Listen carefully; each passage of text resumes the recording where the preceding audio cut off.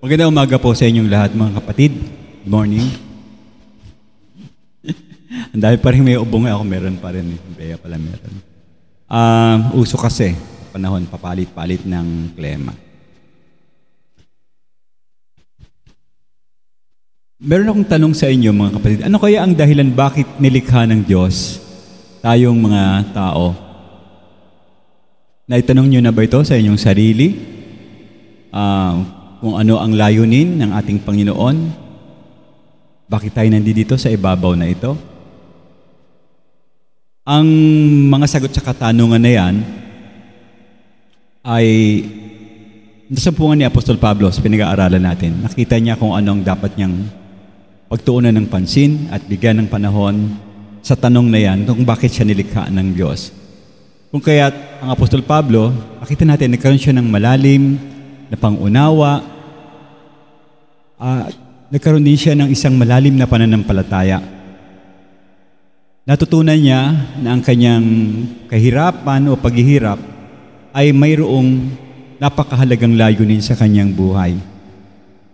At yung kanyang pagpapagal na ginagawa sa kanyang paglilingkod upang lumaganap ang salita ng Diyos, nakita niya na ito'y mayroong benepisyo sa kanyang buhay. Kung kaya't yung kanyang pagpupunyagi upang mapaunlad ang pananampalataya, maging ng mga kapatid doon sa Pilipos, tinuring niya ito na isang bagay na naging isang medalyang ginto. At pati rin yung mahihirap na kalagayan ni Apostol Pablo, nakita natin na natili siyang matatag sa pagkakaroon ng mga matibay na desisyon. At hindi lang po yun, mga kapatid, nagpatuloy siya sa kanyang paglilingkod sa kanyang buhay. Dala at taglay yung kanyang pasanin at bigat na kanyang dinadala. Mga kapatid, sa ating pong buhay, isang pagkakataon ang maglingkod sa ating Panginoong Diyos.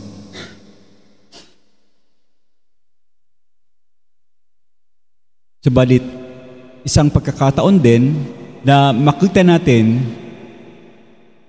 dapat nakikita natin na ang paglilingkod ay bahagi ng ating buhay at magiging bahagi rin ng ating kamatayan. At dapat nga nakikita natin na yung ating buhay ay we can consider this as yung pinakamataas na uri ng pagbibigay ng luwalhati sa Diyos. Ngayong taong 2025,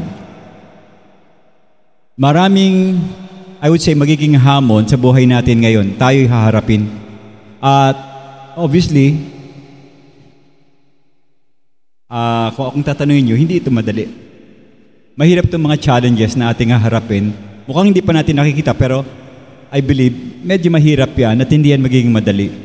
Ngunit lagi nating tatandaan, mga kapatid, na itong challenges na ito ay, o adventure, I would say, gawin natin isang pagkakataon upang mas higit pa natin makilala kung sino ang ating Panginoong Diyos. Kaya sino man sa atin, o sino man sa naglilingkod sa Kanya, dapat magkaroon tayo ng simula. Magkaroon tayo ng simulang maayos na layunin na layunin nagbibigay ng papuri at pagluwalhati sa ating Diyos. Niluluwalhati natin dapat ang Panginoon, pinupuri natin Siya, kahit na ano ang ating kalagayan sa buhay. Ito po'y kagaya ng ating pag-uusapan ngayong pag-aaral natin. Ito'y tungkol sa mga taong may kaganapan na mismo sila, tinanggap nila ang kalooban ng Diyos sa buhay nila, kahit na sila ay nakaranas ng mga hindi magagandang bagay.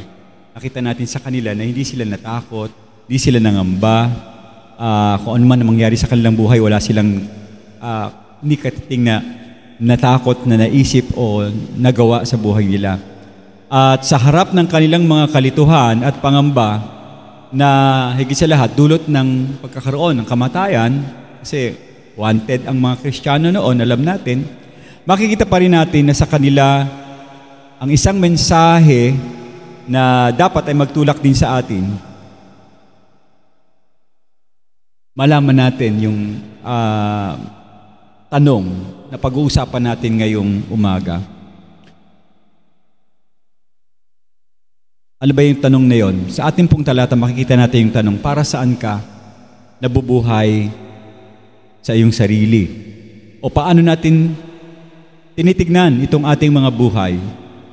Ano ba ang ating mga hangarin sa gitna ng ating mga pagsubok? Meron bang layunin ang iyong buhay? And in other words, yung pamagat ng ating mensahe ngayon, para saan ka nabubuhay?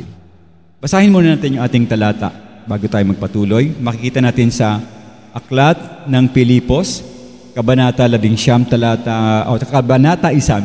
Kabanata 1, talatang 11 hanggang talatang 26.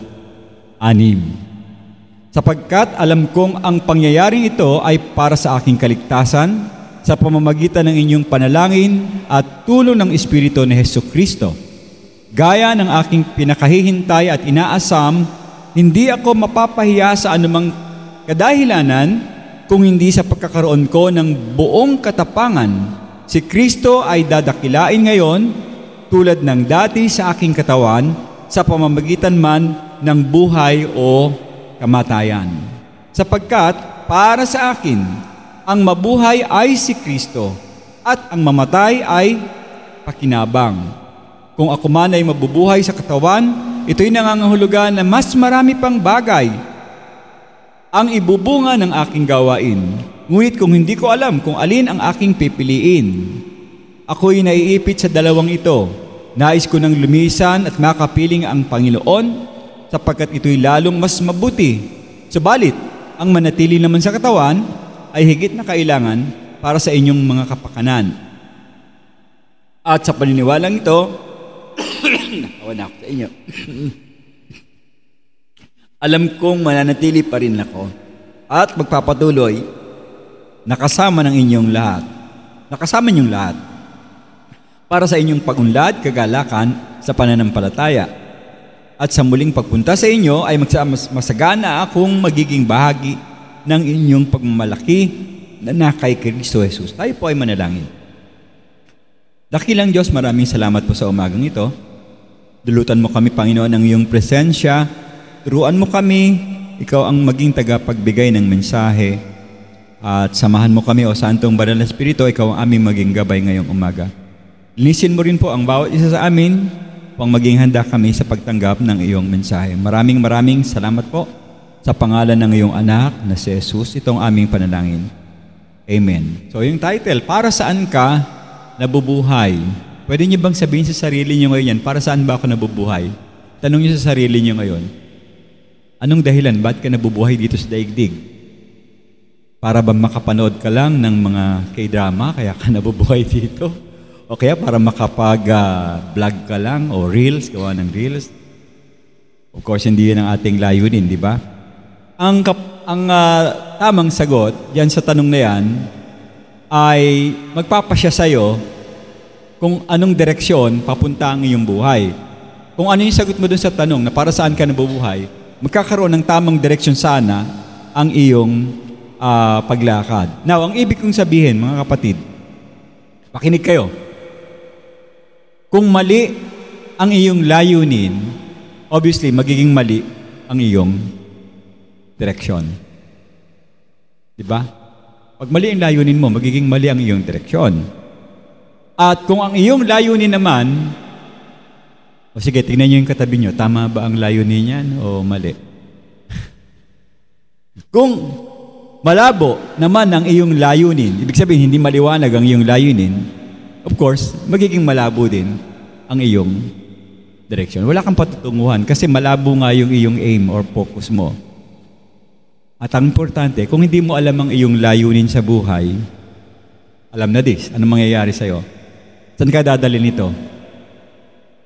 Saan ka dadalhin ng layunin na mali? Dadalhin ka nito sa agos ng ating panahon na ang ginagawa sa'yo ay nililinlang ka lang sapagkat binibigyan ka ng kaligayahan pero pansamantala. Hindi talaga totoong kaligayahan, hindi talaga true happiness na matatawag natin ang iyong matatanggap. Pero I would say normally, sa tingin mo, mukhang maganda yung ginagawa nun sa'yo. Pero it's a temporary matter. May hangganan yon. At ang masaklap nun, pag dumanas ka ng kamatayan at nabuhay ka sa maling layunin, alam mo na kung saan papunta ang iyong kaluluwa. Di ba? Lalo sa panahon natin, usong-uso ang fake news. O yung term nyo ngayon is, nabudol ka ba? Nabudol na ba kayo? Di ba, ang dami ngayong usong scam, ano? At yan ang patakaran ng mga tao ngayon. Akala nila maganda, akala nila makakatulong, akala nila makakalamang sila o makakahigit sila. Pero at the end, pagsisisi ang kanilang kinahihinatnan. Mga kapatid, napakahalaga po na dapat tama ang iyong sagot sa tanong na nilalaatag sa inyo ng talata ngayon. Para saan ka nabubuhay? Ano bang tamang sagot doon? Para saan kayo nabubuhay? Ang tamang sagot doon, may kasamang pag-iisip. Anong iniisip natin tungkol sa katotohanan ng kamatayan? Wala kasi tayong dadatnan, walang hahantungan ng ating buhay kung di sa kamatayan din. Ito kasi yung concept, itong talatang ito, actually, magkakaroon pa ako ng part 2 dito kasi gusto kong makita natin yung tamang ang tawag doon, perspective tungkol sa kamatayan. Kasi mahalaga yun, mga kapatid. Wala nakakaalam sa atin kung kailan tayo mamamatay. Hindi nyo alam kung kanong oras, anong araw, saan kayo mamamatay. Pero ang nasisiguro natin, hindi na kailangan i-prophesy, we are going to die sooner or later. Yan ang sinabi ng talata ni Pablo. Pinapipili siya.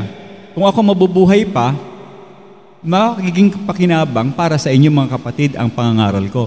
Pero alam nyo, alam na ni Pablo na siya ay mamamatay. Kasi itong mga taong kasama niya rito at mga taong humuli sa kanya, ibang utak nito. Hanggang sa punot dulo, ang kinikilala nilang hari ay si Caesar at hindi ang Panginoong Hesus. Nangangaral siya ng tungkol sa Panginoong Hesus. Bubuhayin ba siya niyan? Itong mga taong nakapaligid kay Apostol Pablo, ang gustong maging Diyos, sila. Nagpapagawa nga sila ng mga rebulto para sambahin ng mga taon, mga panahon na yun. Tapos nandito si Apostol Pablo, nangangaral ng ibang dakilang Diyos, yung totoong Diyos. Kalaban talaga si Apostol Pablo. Kaya hindi niya maisip kung ano mangyayari sa buhay niya, pero definitely, napipinpoint niya na sooner or later, bibitayan siya ni Nero.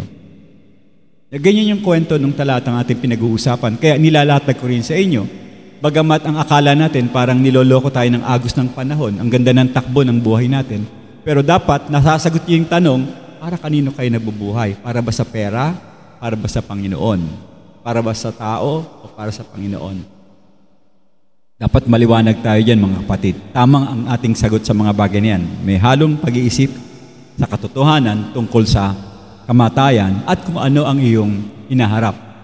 Okay lang na mamatay ka na sa Panginoon, pero may another question. Pag namatay ka na sa Panginoon, dapat may tangay kang reward kasi sayang din kung hindi mo kukuha yung reward. Magiging tagawalis ka lang dun sa langit. Payag ka ba nun? Ang opportunity nasa iyo na. Ang daming panahon ay binibigay siya ng Diyos para maglingkod sa Kanya at yan na may tatapatan ng Panginoon ng gantimpala. So, para pag sa tuwing darating, o meron kayong mapupuntahan na merong patay o kamatayan, hindi kayo magiging kawalan sa tunay na kahulugan ng buhay. At dapat nga, yung kamatayan, hindi ito nagiging hadlang sa layunin ng Diyos sa atin. Diba? Yung talata, binasa natin, hindi sila natakot, hindi sila nangamba. Very firm yung kanilang pananampalataya. Kahit anong mangyari sa kanila, they will continue serving God. So, yung Philippians chapter 1, verses 19 to 26, ito'y bahagi ng sulat ni Apostol Pablo doon sa mga mananampalataya sa Pilipos. At sa mga talatang ito, pinakita po ni Apostol Pablo yung kanyang pananaw sa kabila ng mga pagsubok at kanyang mga matitibay na sitwasyon na naging pag-asa niya sa kanyang buhay. Pinakita niya rito yung kanyang happiness ay hindi nanggaling sa material at sa worldly system. Ang kanyang kaligayahan ay kanyang nakuha, possibly, doon sa pagpapatuloy niya ng pagpapahayag ng salita ng Diyos, which is dapat apim din sa buhay natin. Happiness dapat manggaling sa tayo nakakapagbahagi ng salita ng Diyos. Gamitin natin, kakatuwa naman. Kapag ang isang tao ay nagbabahagi ng salita ng Diyos, nakakatuwa. Kesa iba yung binabahagi. Okay?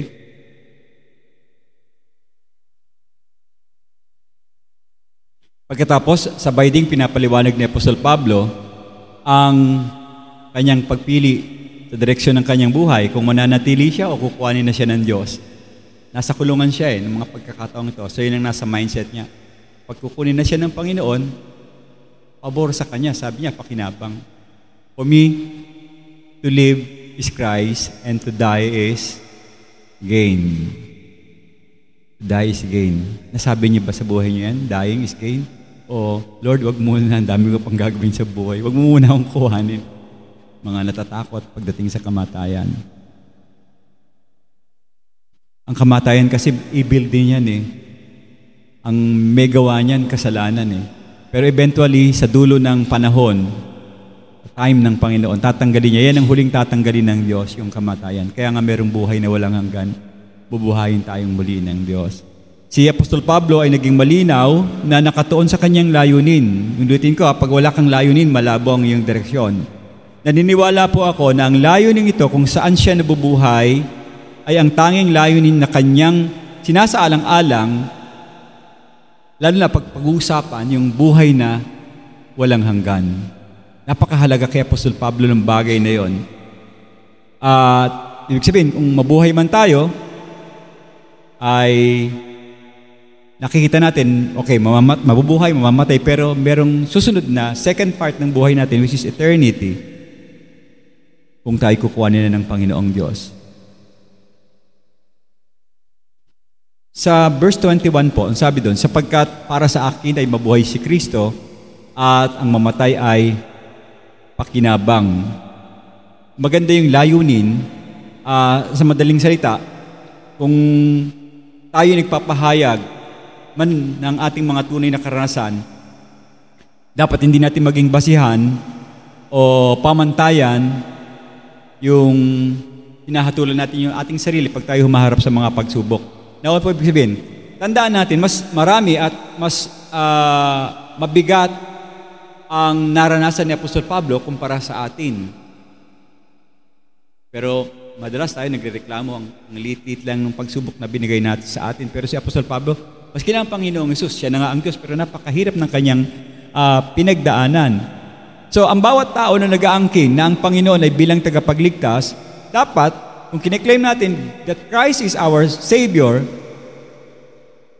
matatag tayong sasagot, para sa akin, ang mabuhay ay sa Panginoon, sapagkat ang kamatayan ay pakinabang. Kung kinikilala mo ang Panginoon ay yung tagapagligtas, dapat ganun ang iyong pagsagot sa tanong na tinatanong ko sa inyo kanina pa. Ngayon, kung ang sagot niyo ay oo, of course, naniwala ako na oo ang sagot niyo, merong pangalawang tanong doon. Paano naman itong ikalawang tanong? Paano naman yung tungkol sa kamatayan? At ano ba ang nakapaloob dito? Sinasabi mo ba na ang kamatayan ay pakinabang sa iyo, mga kapatid? Ano pong ibig sabihin ni Apostol Pablo sa kanyang layunin? To shorten up yung kanyang gustong ipaliwanag dito, dapat tayong mga Kristiyano, hinahangad natin lagi yan sa ating buhay. Dapat hindi natin kinakalimutan yan. Para sa akin, ang mabuhay ay si Kristo. I-analyze natin maigi kung anong ibig sabihin ni Apostol Pablo, bagamat nailatag ko na sa inyo kung anong direksyon ng kanyang mensahe. Tignan natin isa-isa. Ilaliman pa natin yung ating pagsasaliksik sa salita ng Diyos. Anong ibig sabihin ng mabuhay para sa Panginoon? Diyan sa program nyo. Number 1, ang mabuhay sa Panginoon. Ang ibig sabihin, kung mamumuhay tayo, dapat kaisa ng Panginoon upang siya ay ating maging kaligtasan. Yan ang sinasabi po sa talatang 11. sapagkat alam kong ang pangyayaring ito ay ang aking kaligtasan sa pamamagitan ng inyong panalangin at tulong ng Espiritu ni Hesukristo. Ang ibig sabihin ng mamuhay na kaisa ng Panginoon, ito ay konsepto ng pagiging sa Panginoon.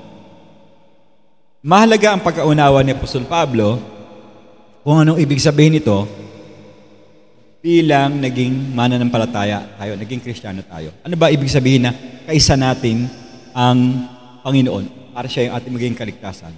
Ito po kasi tinutugunan ng liham na ito na ating pinag-uusapan na sa lahat ng mga banal sa ating Panginoong Hesus na nandito sa Pilipos, makikita nyo sa chapter 1 verse 1, na sa sandaling siya ay naniwala sa Diyos, naniwala sa Panginoong Hesus, and then kinlaim niya ng Panginoong Hesus ay Diyos, ay Panginoon, tagapagligtas, magiging membro na siya ng tinatawag nating spiritual body or yung church na mayroong tunay na pagkakaisa sa Panginoon.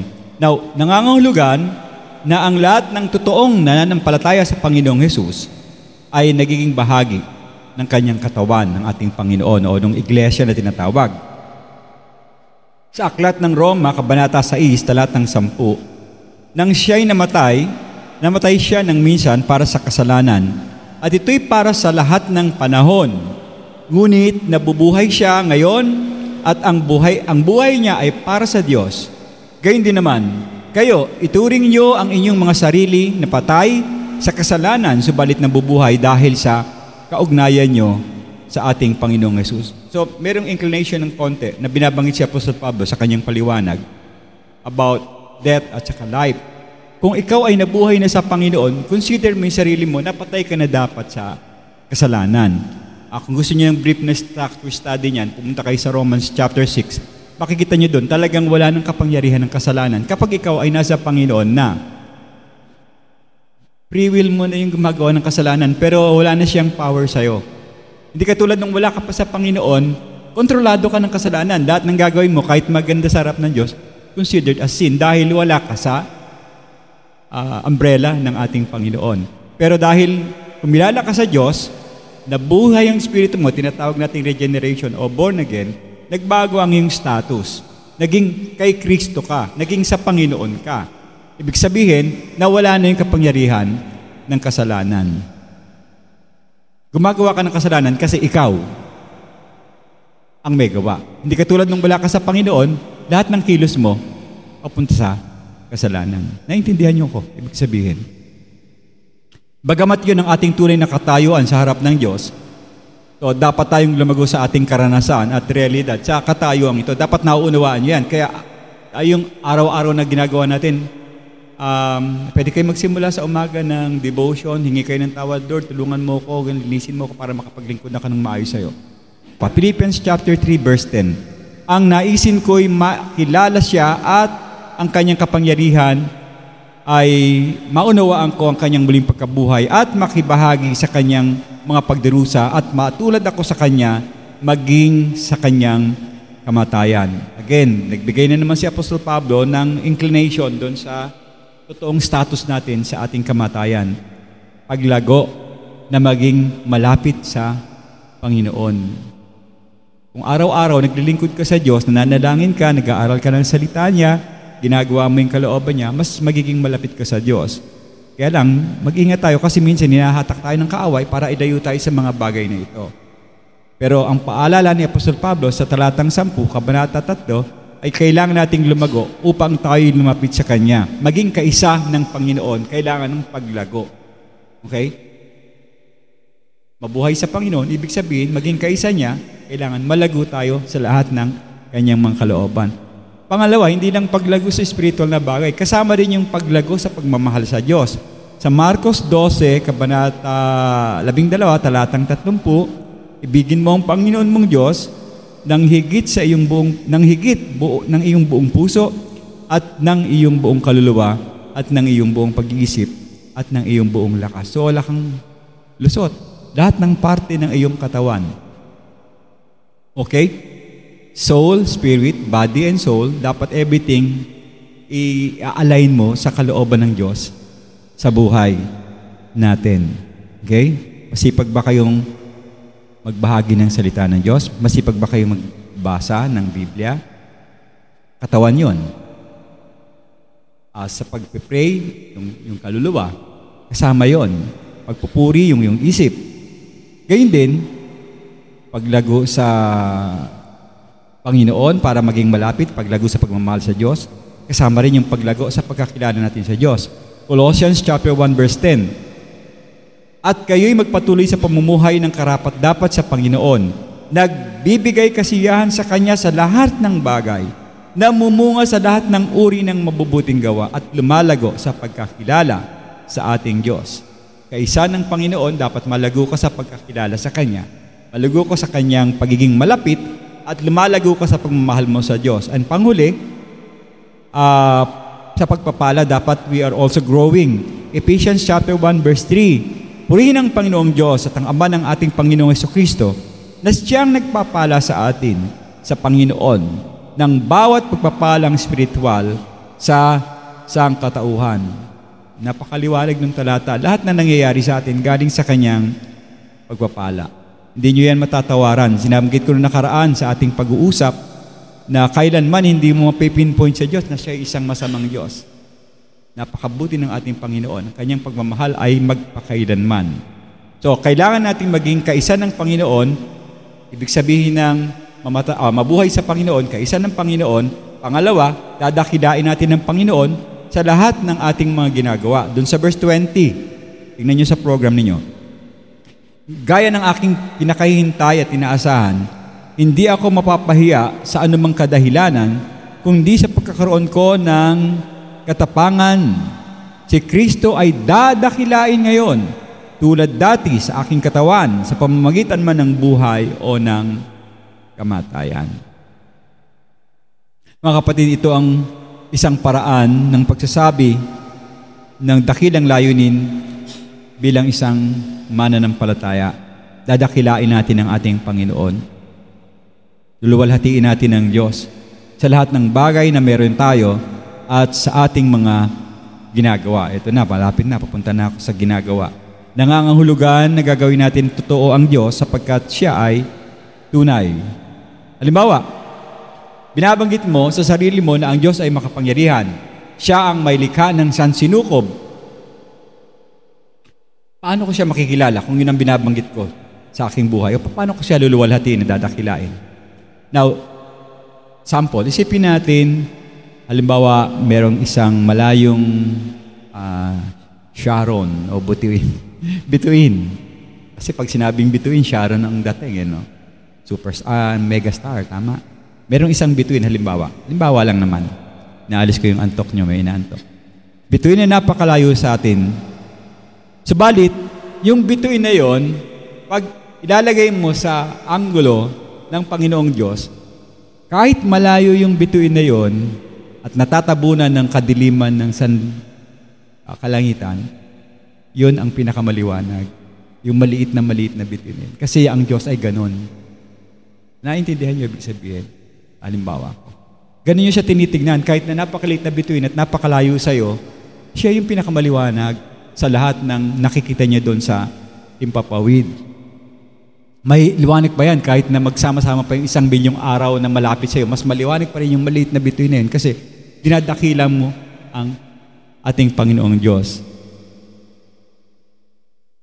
Ngunit, nakakalungkot kasi hindi na nakakatuwa. Nakakalungkot dahil hindi siya nakikita ng mga tao sa mundo, yung maliit na bituin na yun. Ibang paraan kung paano nila silipin ng Panginoon Diyos. Kaya, bilang mananampalataya, dapat mismo tayo ang maging, teleskopyo. Alam niyo yung teleskopyo? Telescope. Dapat tayo ay maging telescope ng iba para maipakita natin sa kanila yung maliit na bituin na talagang nakikita natin kahit walang telescope na napaka-liwanag.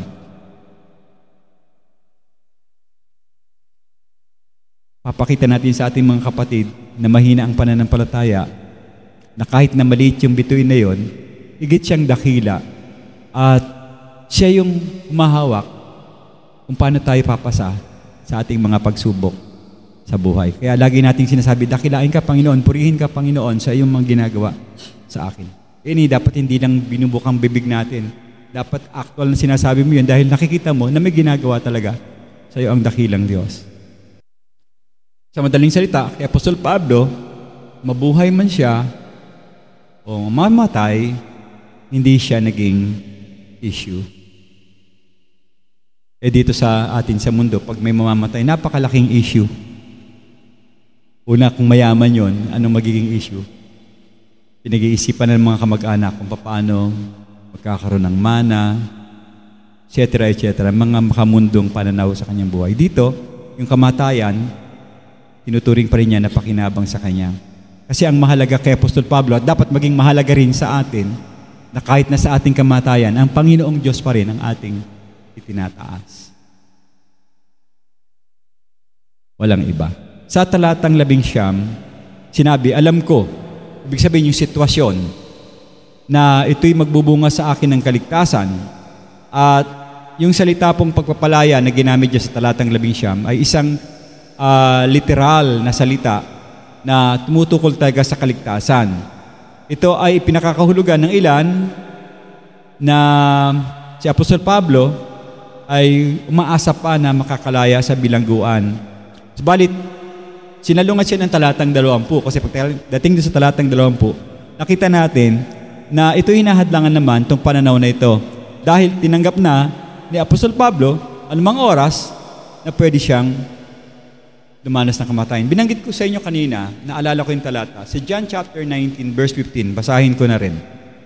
Historical settings. Kaya sumigaw sila, alisin ang taong iyan, ipako siya sa krus. Ngunit tinanong sila ni Pilato, ipapako ko ba siya sa krus? Ito ang inyong hari, sabi ni Pilato sa kanila, no? Sumagot yung mga tao. Sumagot yung mga tao, kasama yung mga punong pari. Sabi nila, wala kaming kinikilalang Diyos kung hindi ang emperador na si Caesar. Kita nyo?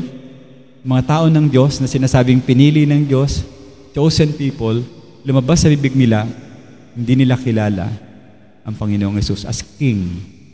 Samantalang sa Isaiah, prophesied na, no? A son will be ipapanganak at tawagin siyang Prince of Peace, Hari.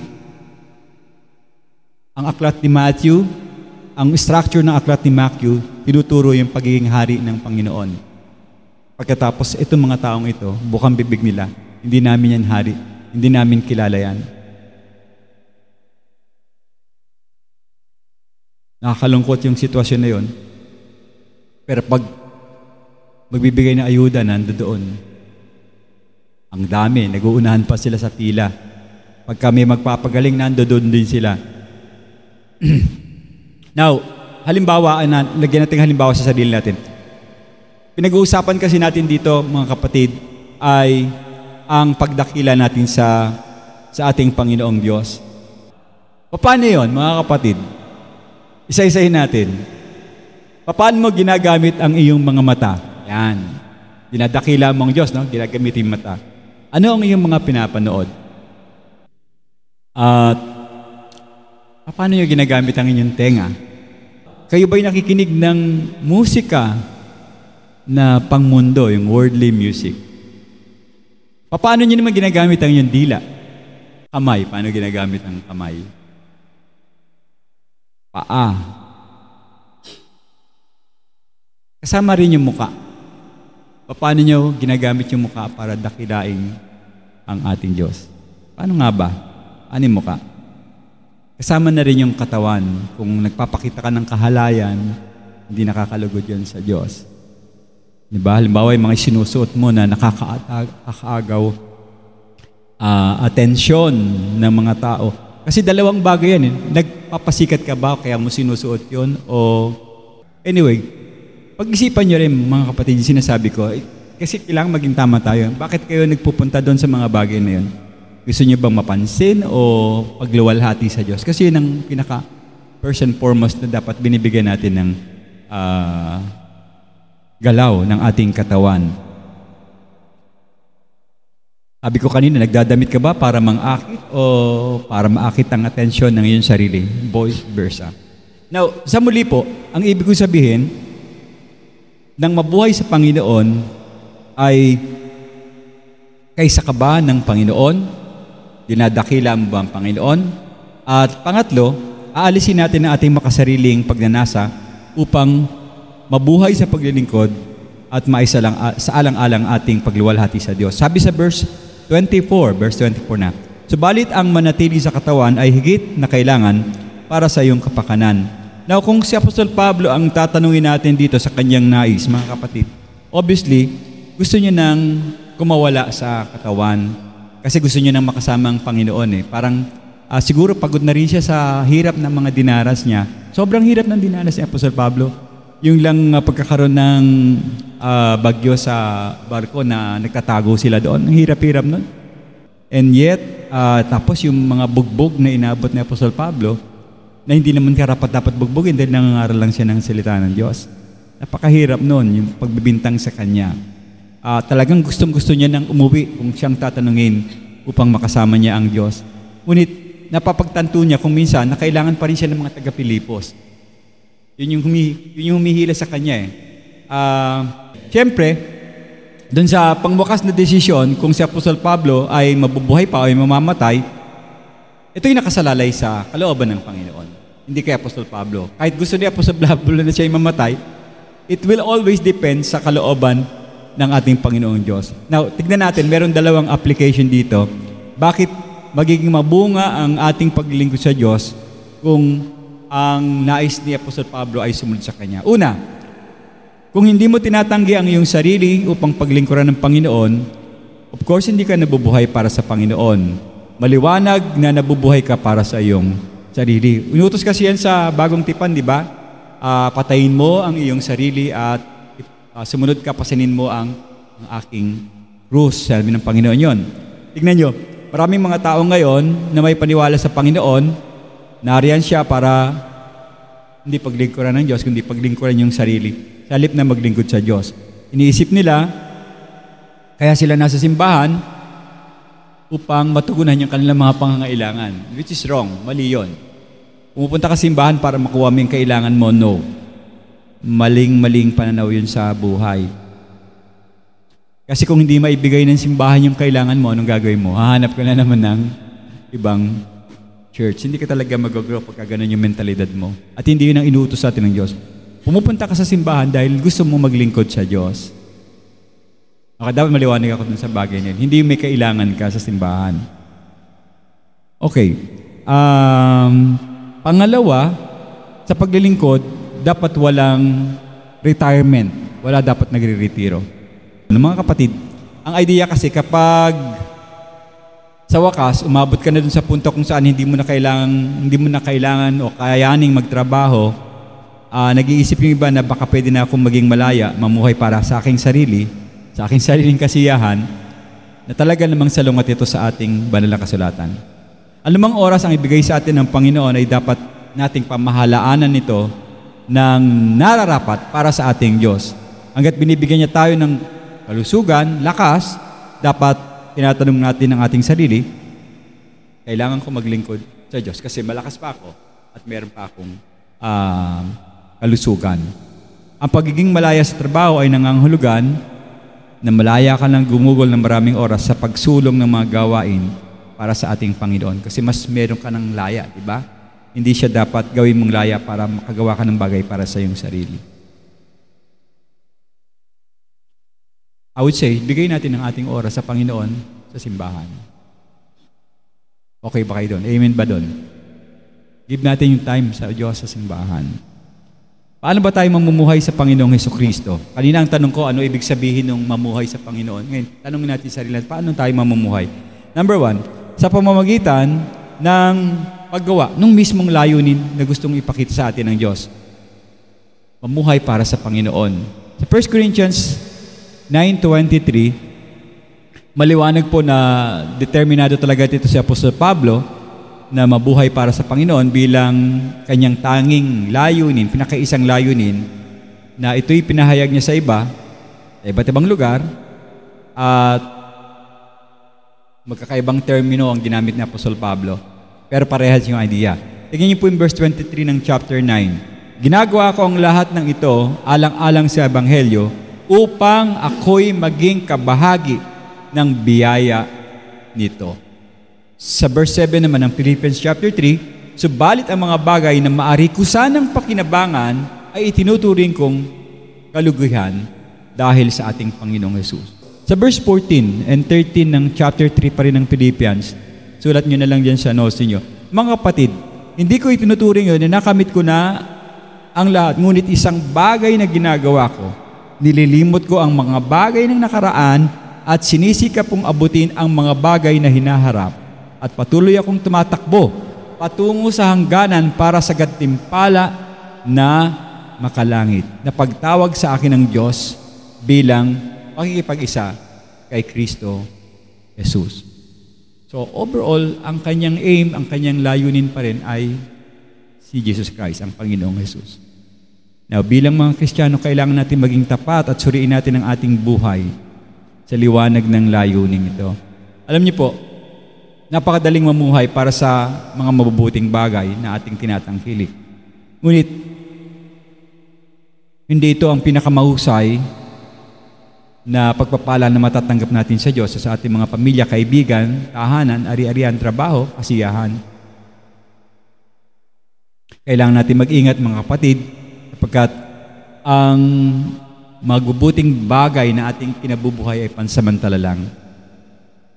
So tanungin natin ating sarili, paano kung ang bagay na ito ay kinuha na ng Diyos, yung kinukonsider niyong mahalagang, ano ba yung kinukonsider niyong mahalagang bagay sa buhay ninyo? Pamilya. Paano kung kuhanin ng Panginoon yan? Magagalit ba kayo sa Diyos? Naka-experience na kami yan, Sister Jen, ako.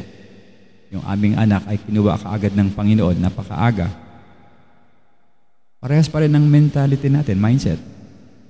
Mananatiling ang Diyos ay dakilang Diyos. Ang papuri ay sa Diyos. Wala naman tayong magagawa. Kalooban niya yan. So sa pamamagitan ng panalangin at sa tulong ng Banal na Espiritu, yung aking letter B, sinabi sa verse 19, si Apostol Pablo ay isang taong nanalangin, ngunit malaya din nung siya humingi ng mga panalangin para sa iba, para sa kanya. Madalas nga na iniisip ni Apostol Pablo ay siya ay likas na matapang, ngunit madalas pa rin, humihingi pa rin siya ng panalangin sa Diyos. Colossians chapter 4 verse 3 and 4, kasabay nito ay pinalangin din niyo kami upang magbukas ng pintuan para sa amin ng Diyos, upang aming maipangaral ang salita ng Panginoong Hesus, na dahil dito ako'y nabilanggo. Pinalangin niyo na sa pagsasalita ko ay maipahayag ko ng mas maliwanag ang mga bagay na ito. Gayun din po sa verse 19, sinabi niya na pinaglalaanan niya ng paghingi ng tulong ang Espiritu ng Panginoong Jesucristo. Okay, ang ibig sabihin, lumalakad tayo sa Espiritu araw-araw upang umasa sa Kanya para sa ating lakas. Sinabi niya rito, ang Espiritu ng Panginoong Hesus. Ang ibig sabihin niya rito, ang Espiritu ng Panginoon ay ibinigay sa atin, nagiging matatag tayo at nagiging malakas tayo dahil tinutulungan tayo ng Banal na Espiritu sa pag-unawa at pag-iisip, maging sa panalangin. May mga bagay, may oras na hindi tayo marunong manalangin, pero ang Banal na Espiritu ang nagdidikta sa atin kung anong dapat nating sabihin sa Diyos. Nasa Romans chapter 8 verse 26 yung bagay na yan.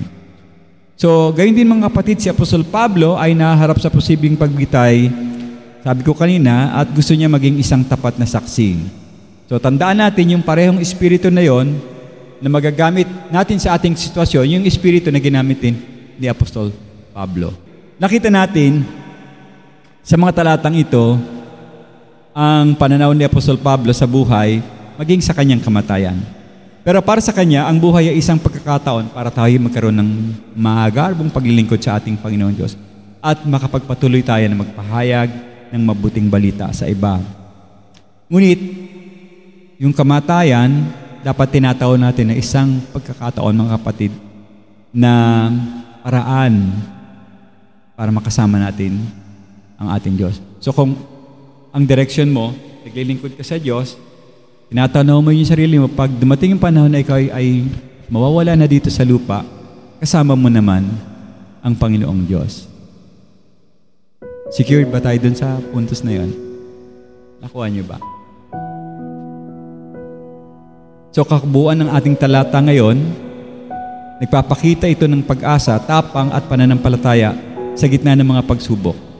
Isang paalala sa mga mananampalataya na ang bawat pagkakataon sa ating buhay ay dapat mayroong layunin at mayroong bagay na nagiging tulong sa atin kapag tayo dumanas ng pagsubok. At dapat hindi rin maging hadlang sa ating paggawa ng kabutihan ang mga bagay na nagiging at tinitignan nating hadlang sa buhay natin kung tayo'y may tiwala sa ating Panginoong Diyos.